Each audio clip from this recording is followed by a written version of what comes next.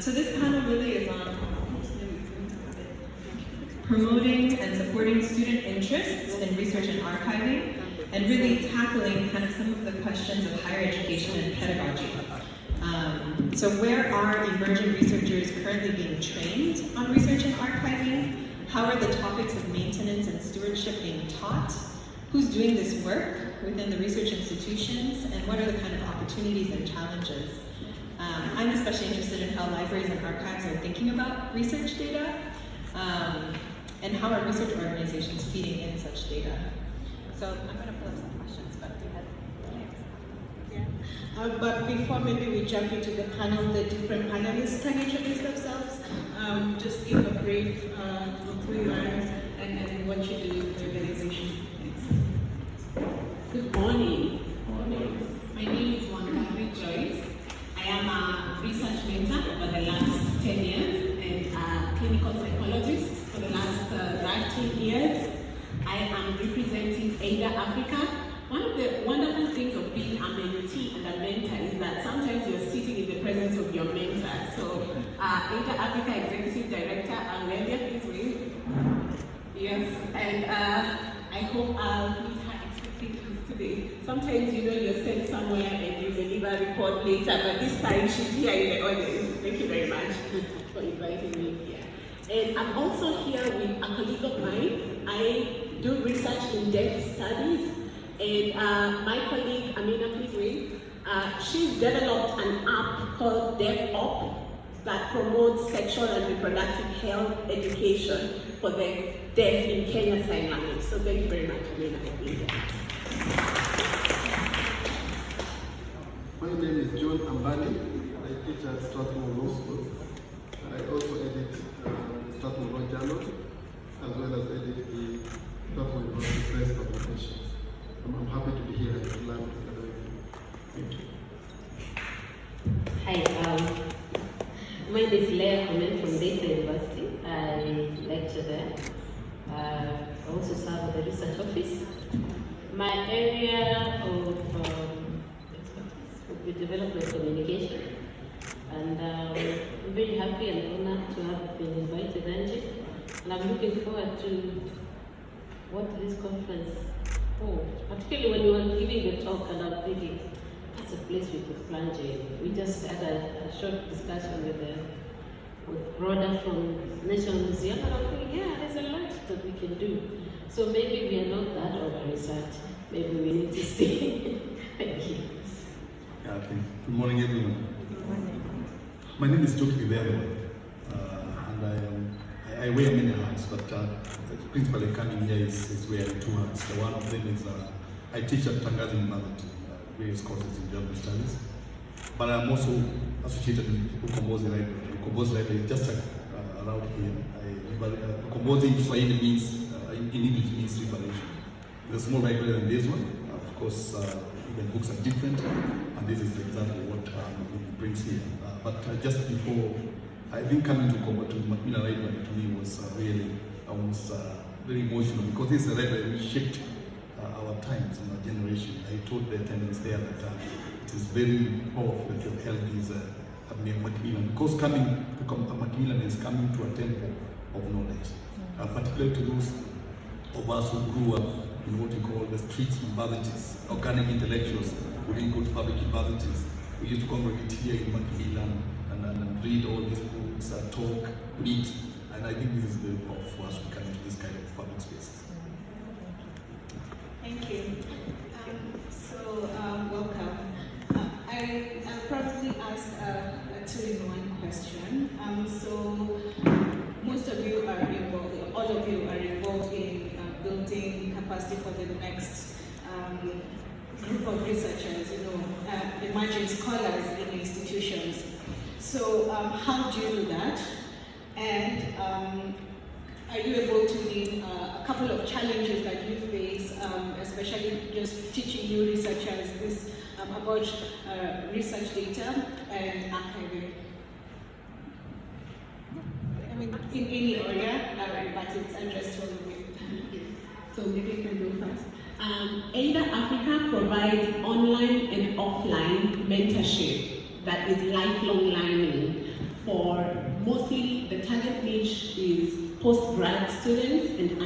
undergraduate students, as well as training university lecturers on inclusive research methodologies. So working with students as a lecturer in the university for many years, I finally decided it was time to get a space where we could really just have conversations. The game changer for Eider Africa is actually peer-to-peer learning. And the biggest challenge for students is where to access resources, support. I can tell you because I'm a doctoral student at USIU Africa, studying clinical psychology, and even I have some challenges accessing information. If I want to know where, for example, deaf people in Kenya, what kind of challenges they face, that information is not readily available. So I would say that is one of the biggest challenges for students. But are they archiving their own data? How are they, from the research coming out from your own data, how you store that? Right. So I would say on behalf of students, a lot of students will use libraries, their university libraries, higher learning institution libraries, and perhaps free sources. So a lot of them are now familiar with, say, for example, Google Scholar, but you can be sure a lot of them are not aware of any other options available. So I would say that's a really big challenge. I think the first question is obvious for a university, because the university's purpose is to research. I think the first agenda of any university should be research, and then of course to disseminate it to others, and then community service into that order. And so obviously what we do on a daily basis is to ourselves as faculty to research and to impart it to students. So the principal agenda of, I think, every qualified lecturer is then to inspire students to be able to also research at home, and we do that on a daily basis. However, in my special role, say as editor-in-chief of the University Press, then you want students to move a notch higher. And so we have two journals at the university. One is Strathmore Review. Actually, former editor came with me there. She's behind there. She's called Melissa. When she was a student, now she's my colleague. She was among the pioneers. So you start a journal that is student edited, and they have to get publications. So look for writers and edit them on their own, probably just asking for guidance when they need it. That has proved to be a very, very serious way. The students that then get involved there are doing very well in research themselves, and have tended to now get interested in pursuing an academic career like herself and others that have worked with her. I think that's a very good way. We also have a staff-edited publication, Strathmore Journal, that is an academic forum for exchanging ideas. And again, that has encouraged a lot of writing. And then we also do books, several manuscripts coming every year. And that's a way to encourage the broader community, not just Kenyans, but beyond Kenya, to also think about ideas and write. I found that to be quite useful. The work is laborious, it's not the biggest challenge, I think, there. But I think someone always has to sacrifice. I think for everything you see, including this library, someone has to carry the brick one in one. I think the editors then become the laborers that do that kind of job.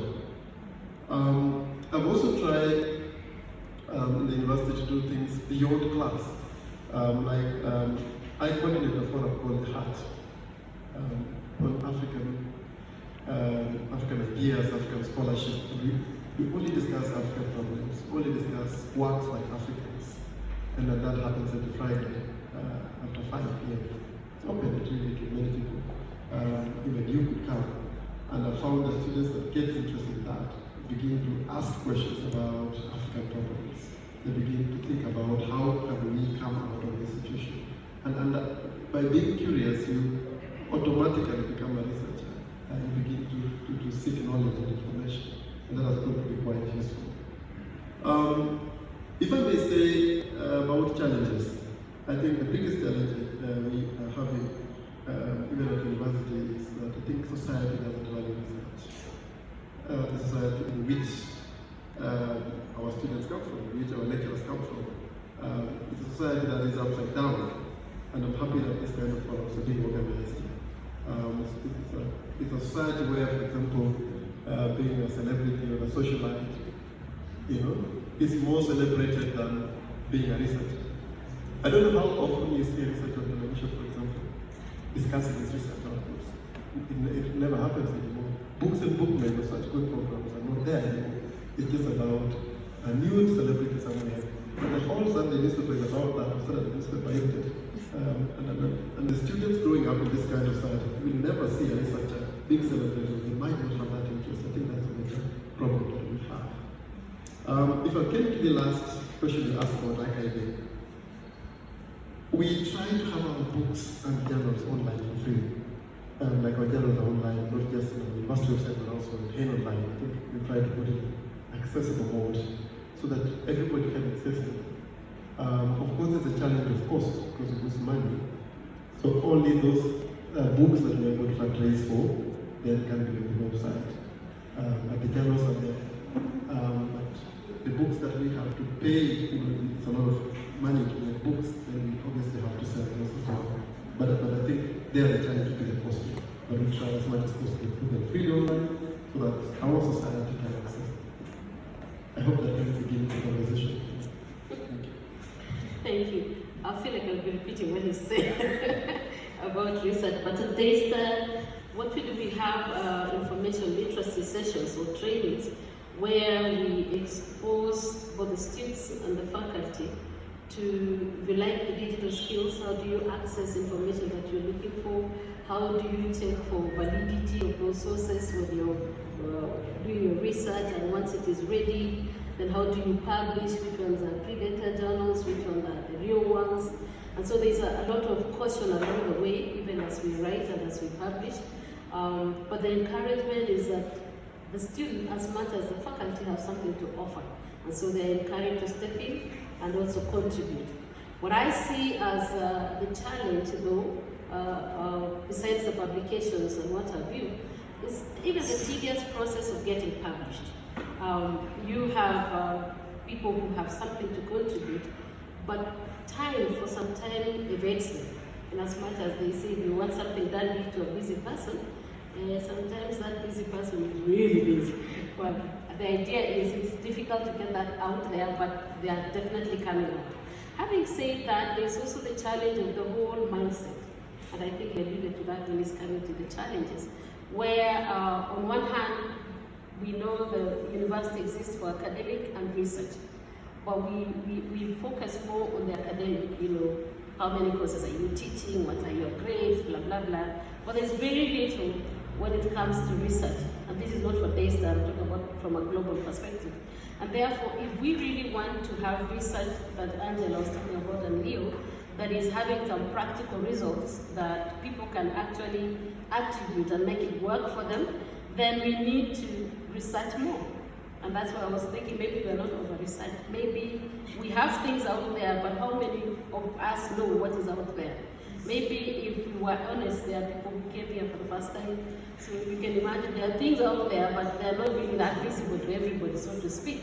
So there are challenges when it comes to processing that research output, displaying it and disseminating it, but also what is the general public? Are they receptive to the findings?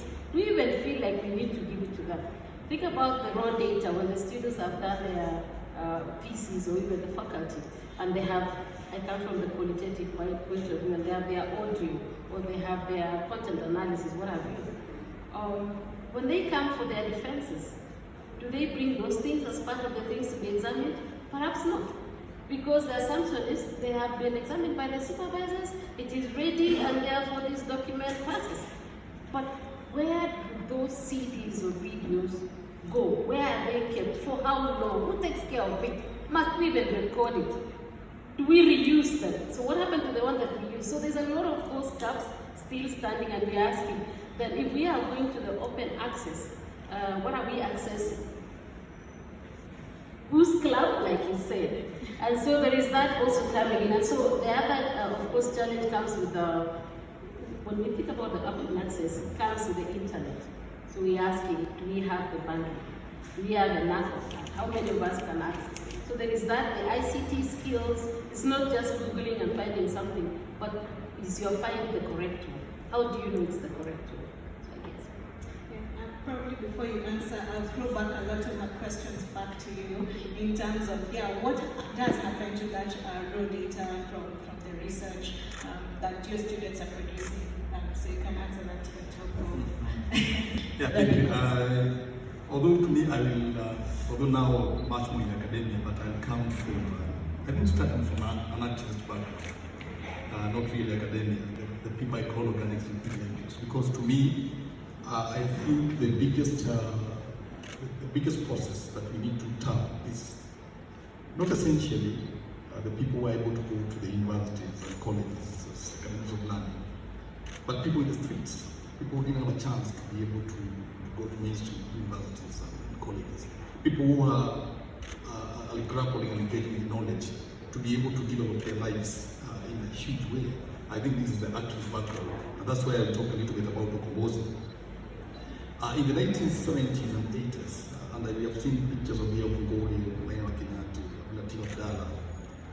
there was a whole crackdown that happened within academia, where people were arrested for frivolous reasons of having a small publication which was not even radical, a public like Wangari, Ambani, and all those. In the 80s, people like Ngoi went for in exile for very flimsy reasons, and many of our friends were jailed for many years in detention, and jails, and exiles. So, and there were books that these people were using in the underground. Many of the books were with movements, DTN, these other movements, in Kenya, Wake, all those books. Now, Ukombozi Library, which is a non-profit library organization, we set it up to be able to bring to light thousands and thousands of books which were used by the underground then. And when you go to the Ukombozi Library, which is on University Way, it is those books that made people to go to jail. Those books the government thought they were not for readership. It's those books that you find there. And those mainly were leftist books. And so what was our motive is to make, particularly the younger generation, to be able to interrogate knowledge that has been the past, inspired the struggles, and what is happening today.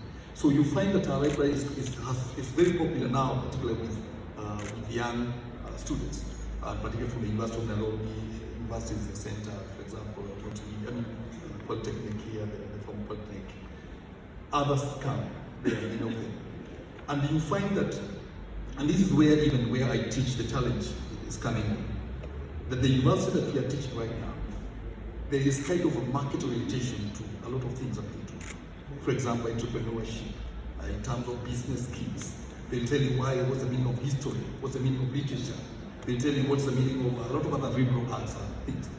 And even when we teach there, you don't find this critical knowledge. Students don't analyze a lot of things that we do, particularly because they are exams and they have to pass and they have to graduate. So once we do at Ukombozi Library, we accept three power structures. One of them is that we have study sessions. The study sessions is where students now come from anywhere, even activists, where they come and discuss papers and books in a group. And this is a very important for us. We do it almost every week. But the other thing also that we have introduced is that once a student comes to such a library and picks a book, literature and reading has been done a very solitary affair. That you take your book to your house and you read, you come to the library, borrow another book, like that. As in Ukombozi, we are stopping that. We are encouraging the artists, but we are saying once you read a book, review that book, send us the review. We shall organize for you a session to come and discuss that book with the author who wrote the book, but also with the authors. And we have done about 4 sessions. The first one was Kenya with Maina Kenya. Maina Kenya came to the library. He's a student who read the book Kenya, the Revolution, and there was a good dialogue. Another one was Ukami Kemari by Alice Delito. And she came there, just a young lady who has not even got to university in terms of literature, but she was able to come and discuss the book with the author. Now, once you discuss the book that way, the library becomes not only a space for books, but becomes a cultural space as well. That's really interesting. So probably before I continue with my questions, any questions from the audience?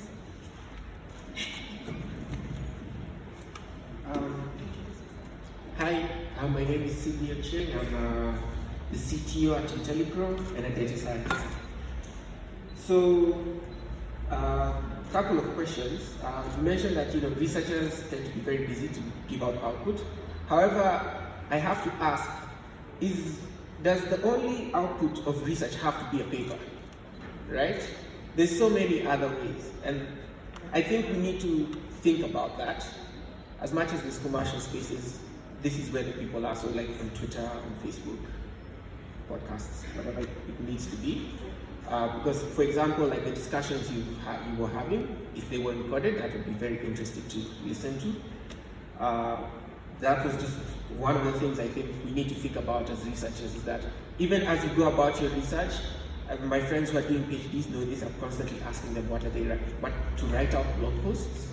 I know it's difficult, but you're constantly writing, so put out your thoughts. And that will keep us interested in your research, because PhDs tend to take between 4 and forever. And so as you're doing your research, if you keep putting out stuff, then people get interested. And then I'd like to very heavily disagree with the statement that society is not interested in research. We are interested. It's just the way it's presented. Who's going to read technical jargon, right? Nobody. Right now we are having, to give you 2 examples of popular researchers, there's D and Komen, who put out every week economic arguments in a way that is fairly readable. And they've been doing this for forever. The people may disagree with them, but they read them. And this is how you keep the interest going. Because we can't expect society to, unfortunately, we're all over. Libraries, for me, I went to school in Marcelo, and events like this, we're always hearing about them in Nairobi, and felt Nairobi universities were always, benefiting from them. So, after this forum, how do we disseminate, let's say, what we've learned here? Their blogs, and so on. So I'd really like to push back on that, and also ask everybody to think about the way you disseminate your research. Any comments on that? Okay, I'll speak on the dissemination bit. It's true, publication is not the only outlet. If you come with an intervention, you want to try it out and make it work. So there is an output that comes as a result of you doing that research. Again, it depends on the nature of research. But we have interventions, we have those publications, we have open forum, just like this, where you actually give back what you, and that's another thing also. We have researchers doing the research, and then they finish, they publish, and the people they collected the data from have no clue what became. Of course, that's also cheating and being unfair to the people. It's unethical, so to speak. But you can imagine there are other avenues that we can actually disseminate. And I want to agree with you, it's not just the publication. There are other things that we can disseminate. And so the flow is open. The social media has opened it even more. Imagine if I just did 2 minutes, whatever video. And I send it out. In fact, you get immediate feedback because people are responding to those who are watching you, there are those who are liking you, but who cares? You are getting the feedback nevertheless. Somebody has listened to it. So there are other avenues. I think the rigidity must stop so that we begin to see there's this open space all of a sudden. How may we plug into it? So yes, there are many ways. Yeah, and of course, just to chip in a little bit is that I think, to me, I agree with you. Academia, PhDs that we do is completely boring stuff. In terms of when you go to university and as an activist, you're told, and you're doing a PhD like the one I'm doing also, you're told you must write an academic. You must leave the activist to my Ukombozi. Now write academic references, talks, research. You must. So what you produce completely is academic. And you find a lot of documents in universities, powerful documents, that no one reads. They are coded references. Right now, we are grappling in this country. How do we bring stories of heroes and heroes in this country who struggled for this country and they are not able to write. They are not even able to write their stories. We are saying that they cannot even, we are saying that writing doesn't have end in research, a paper, a document, even podcasts, videos. They must be able to put that, and this is not what we are doing in the country. Even conferences like this was, once we produce a report, it's a very structured report, introduction, those kind of things, which are very few will read. I'm thinking that one of the things that we will be able to do is not only to decolonize knowledge, but to decolonize the kind of writing that we do, make it digestible to common people in the streets, make it lively, bring stories, bring graphics, bring photographs. I think this is how we shall engage with what we call liberation acting.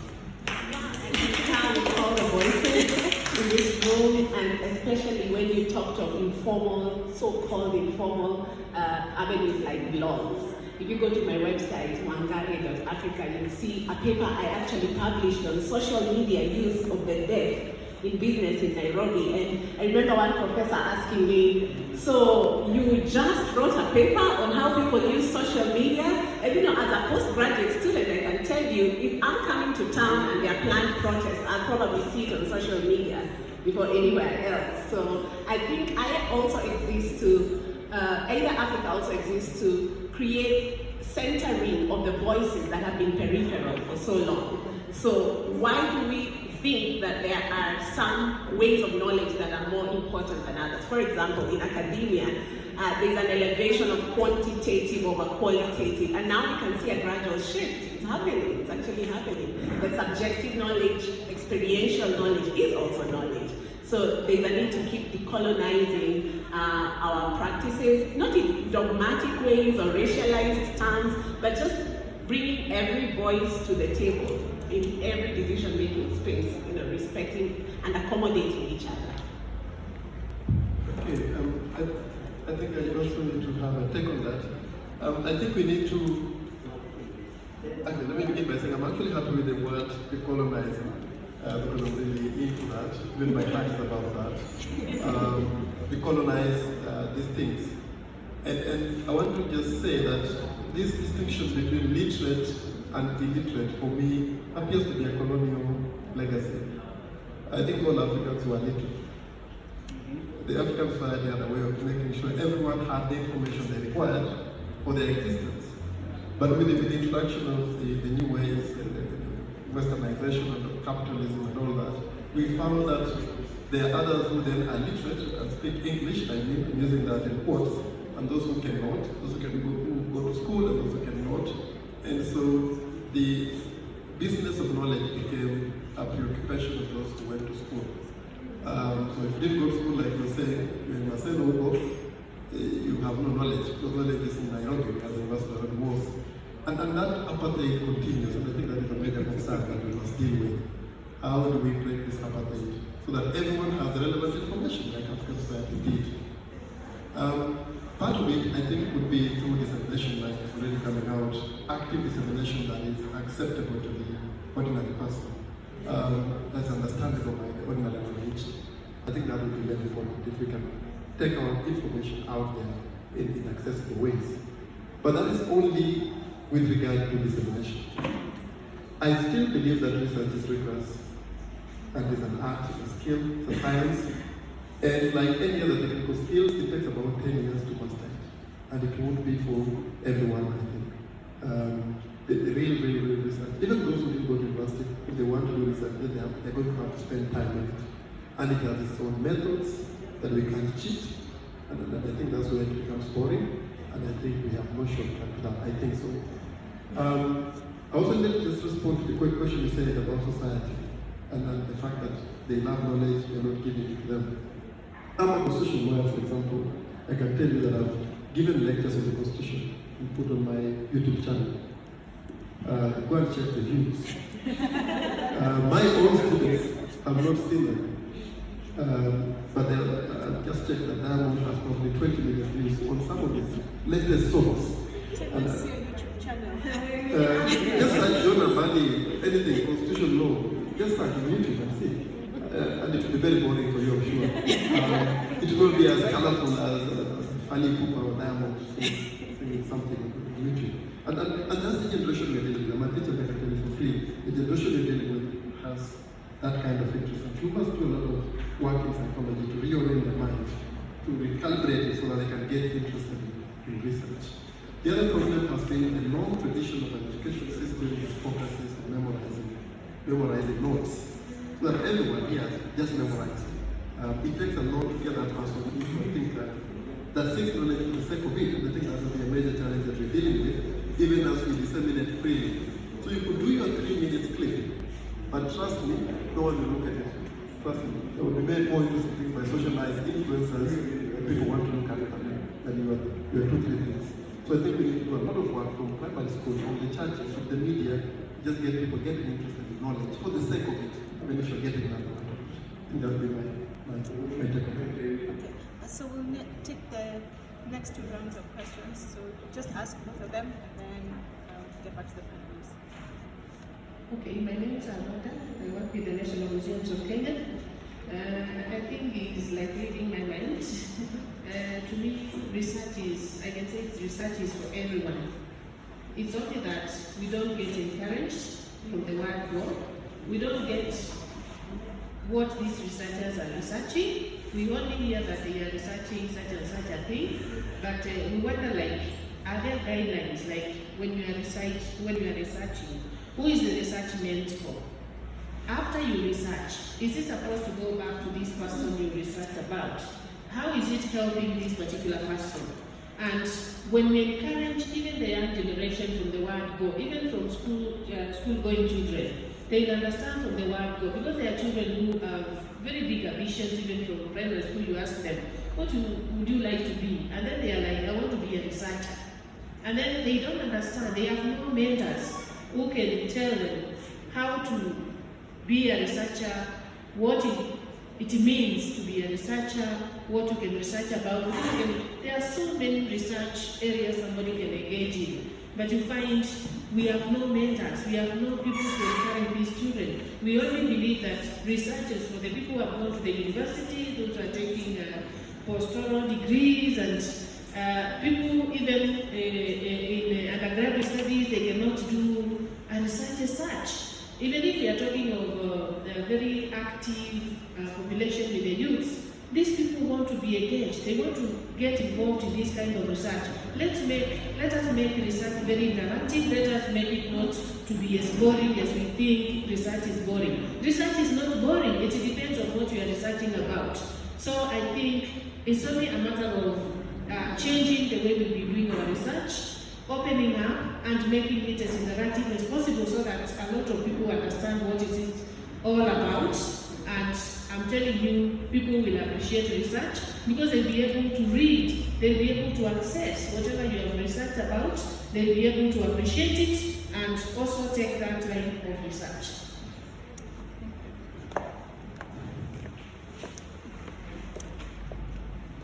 Thank you. My name is Njuki. I'm with the Local Development Research Institute. So, like the word implies, we do a little bit of that research stuff. I think for me, two things I just want to chip in on. One, the issue of consumability, the edibleness of this kind of goods. You've done this fantastic piece of work. It's taken a long time, especially if you're in the people who've worked on their PhD for almost forever. I don't know the Angie, I'm sure you're one of the ones who are in the under 4-year bracket. But then this output that was very, probably in terms of your career formative, can go on to define you going forward. I think the challenge that you face is, how do you take these bits of really well sound, rigorous work into the public space in a way that it can be consumed. For me, I think 2 lessons that we can learn from. One, some brothers called the Vlog Brothers, John and Hank Green. I don't know if any of you guys have come across them. These guys have a huge presence on YouTube. John Green is a famous author. He wrote a book that I'm sure becomes a chick flick somewhere. Hank Green does a lot of videos with PBS, explaining quite frankly concepts that are, for the average person, too technical. But they break it down in a way that really makes it consumable. On their blog brothers blog, they tackle current affairs, they tackle scientific research, but we get it. So I think that's one way that one thing that we can learn from people who are doing things in a completely different space. But the second reason is because of that. These guys are from different backgrounds. Hank is an entertainer, John is a writer. They're both entertainers really for the most part. Interdisciplinary collaboration is what I'm coming to. That when we work in cocoons and we don't reach out to people who are not from our tribe, we're the ones who lose out. I don't know if many of you remember the Vulture campaign in the early part of the 2000s. We woke up one morning and there was this graffiti on the streets of Nairobi, and I had photos of people who were huddled around this, having huge debates about, this we're being eaten alive kind of narrative. The people who were working on the activists, were doing this piece of work, but the communicators would say, how do we get people to really get around this issue and get upset? So I think we need to think about more deliberate interdisciplinary collaborations in our universities, so that we don't just get our lawyers together, but we also get them sitting around with the techies and the cosmetic science people. So I want us to really pack the issue of how to disseminate research, because that's actually coming in the next panel. How do we put it out there? But coming up a bit upstream to the actual research work being done. So there was a huge story in the newspapers a couple of weeks ago about how our researchers actually doing thesis for PhD students abroad, and then there's, on the other hand, the criticism, and I guess here's where I might go against what was said in this panel, that our local institutions are not actually putting out that much research, are not conducting that much research. So how do we, meet these tensions? How do we encourage actual, how do we support our students to do more research? And here's where I'm thinking about the structures you've set up as libraries, because you're saying they Google a lot and they go back, they use that to write reports, but research that's already been done, and as librarians, how are you availing that data for new research to be used? Right, so at Eider Africa we have forums where I think all these things are interrelated. I like the presentation earlier that we're studying all the way from production, all the way to dissemination and beyond. And so there are 2 monthly forums for researchers of all fields to meet and just talk about where they are at with their research. This really helps them to generate creative, innovative, out-of-the-box original ideas. Now, when it comes to students of different fields, we did a little qualitative study that showed that there's lots of hierarchies still in academia, and this might be, people coming together, multidisciplinary collaborations. But aside from research production and dissemination, there's use of nowadays all the Google Suite. It's a very simple solution. All the Google Suite package, for example, you can have a link disseminating videos.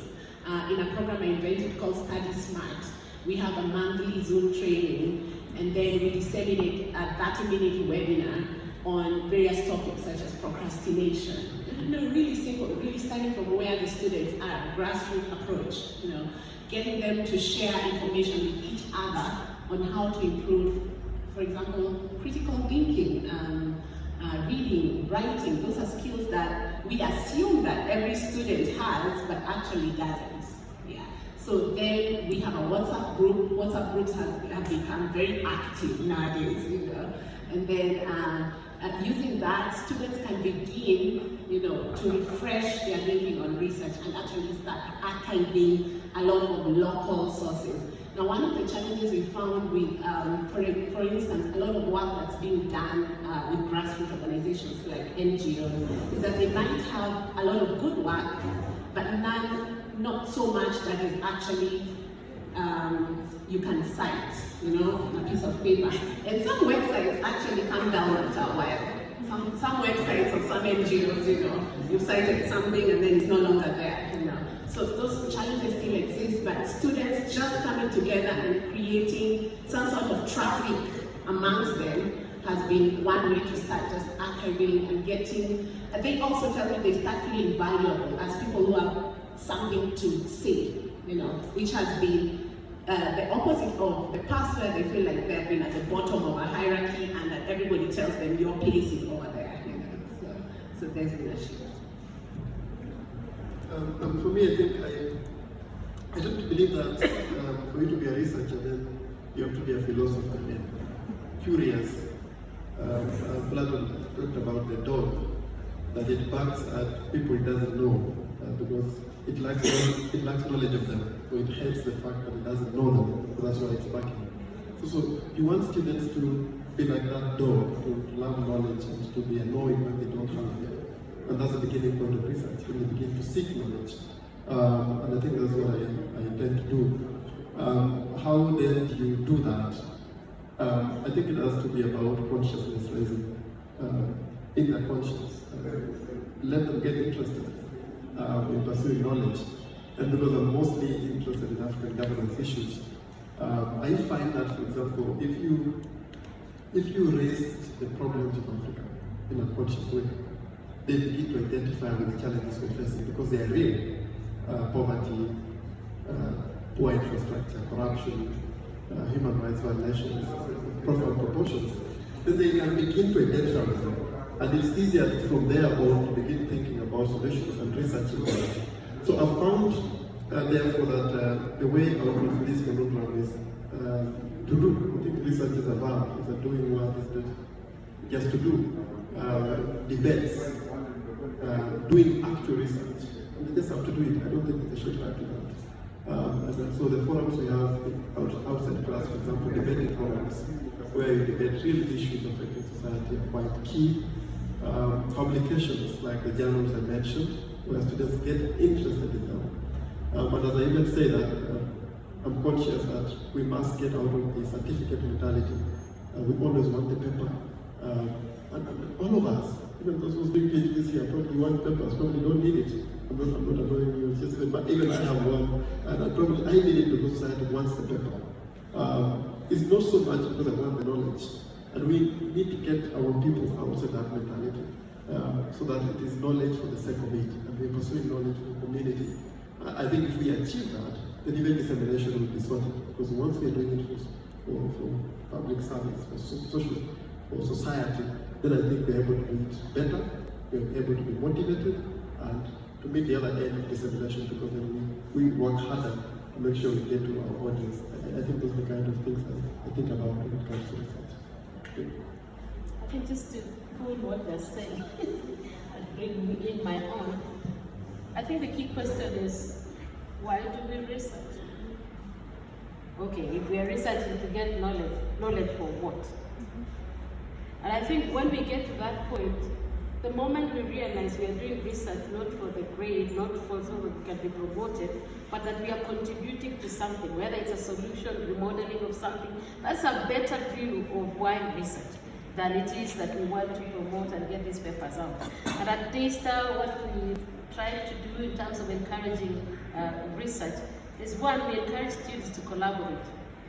They can do collaborative study with their faculty or their tutors, and then among themselves. The multidisciplinary thing is also key. So we try to collaborate and do that so that we can encourage the juniors. It's like holding each other's hand, and this is how we do it. And then they walk that path. We also work closely with the library, because with the library and their mandate, of course, the issue of the information of data, how do they receive it, managing metadata, and what have you. I think that also helps the students when they have sessions that they come to classrooms and speak to students on how to go about research, how to access databases, what are free for them, what is out there for them, what is it that they need, so that if they need something that the library doesn't have, they are able, this mechanism for them to write to the library and say, I need this, that is not available here. And so just start educating the Daystar community, as it were, on how to use the data, the research data, and improve the utility of what is already out there. And I think, just to finish my thought, if you read most of the researches that have been produced, there's usually this little section that says areas of further research. And it becomes just like, we finish the research. But actually, if you pick the areas of further research, that's a key.